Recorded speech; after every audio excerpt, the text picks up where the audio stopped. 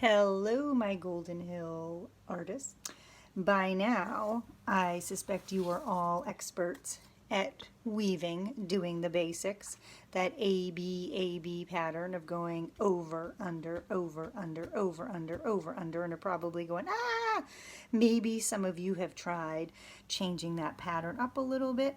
Again look forward to seeing what you've created, but what I want to show you right now in this short how-to video is how to take this kind of basic over under weaving to the next level, to something more like this. So same thing. I continued with over under, but I layered, and I'll hold it right up here close.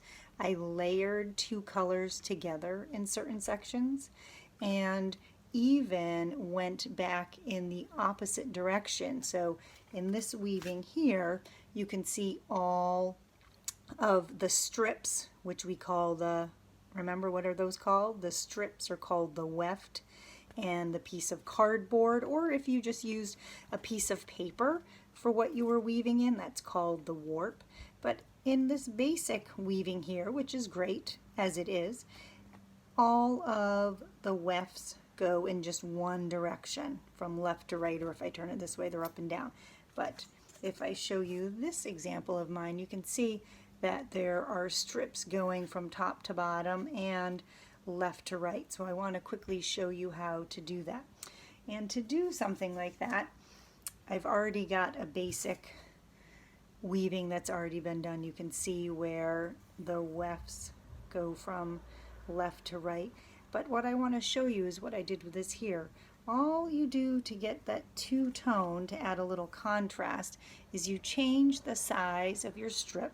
So I first weave the thicker strip, and then when I'm done, I go back, same thing, just right on top of it. And some papers this will work better with. This bluish gray is a magazine photo, and so it's kind of slippery, so it actually works nice for adding a second contrasting color strip on top. So I kind of just push it right along through, and you might have to turn it over and look at the back to see how it's doing. It's getting a little stuck right here because it's a little wrinkled, but I kind of just keep trying to push it through.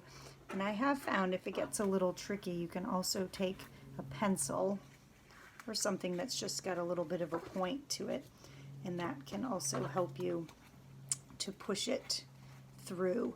So my older students, maybe even some second graders, will try this. Who knows, maybe even kindergarten and first grade. But really, my third and fourth graders, I'm really looking for you to take your basic weaving to the next level. So maybe you try this 2-layer in a section, or you might be interested in adding a new strip and a new pop of color. And this is just a tea box, so I just finished my peppermint tea this week, and I've kept, because I like this bright green.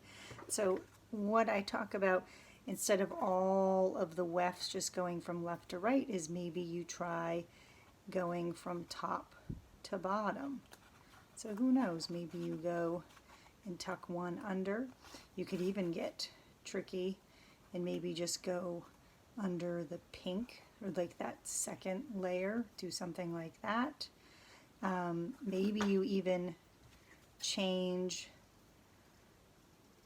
so it's not just a straight strip. Maybe you try giving it a little bit of a wave, or like a zigzag, just to change it up a little bit and see what happens. And then you kind of pull that strip tight to hold it in. So again, once you get that basic weaving done, see what you can do to add to it to change it up a little bit. You can even see that on my piece of cardboard here, I've used some crayon and created a pattern as well. I actually did that before I even created my weaving. So I look forward to seeing what you come up with for your weavings. Again, this was a video taking your basic AB over under weaving and kind of taking it to the next level by adding some more intricate, more detailed strips of paper. And again, if you're lucky and you do have something like yarn too, maybe even thin strips of cloth, who knows? I look forward to seeing what you find to weave with this week at home. Take care, happy weaving, be safe, bye-bye.